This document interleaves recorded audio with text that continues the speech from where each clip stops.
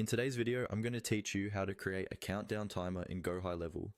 A countdown timer is a simple but powerful way to add urgency to your offers, webinars, product launches, or limited time promotions.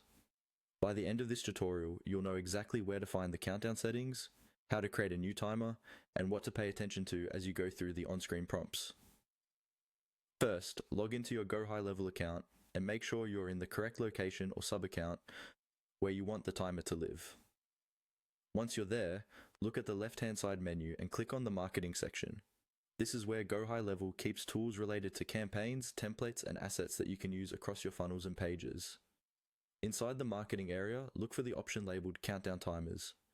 Go ahead and click on that. This will take you to a dedicated page where all of your existing countdown timers are listed. If this is your first time setting one up, this page might be empty, and that's completely fine. This is simply the central hub where you can manage, edit, and reuse your timers later. Now, to create a new countdown timer, move your attention to the top right corner of the screen and click on the button that says New or Plus New. This is the starting point for building a brand new timer from scratch. Once you click it, GoHighLevel will open a setup window or panel with several fields and options that you need to configure.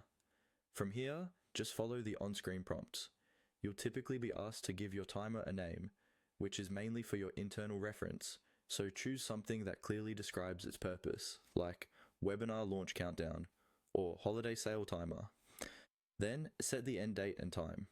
Make sure you choose the correct time zone so that your countdown ends exactly when you intend it to, especially if your audience is spread across different regions.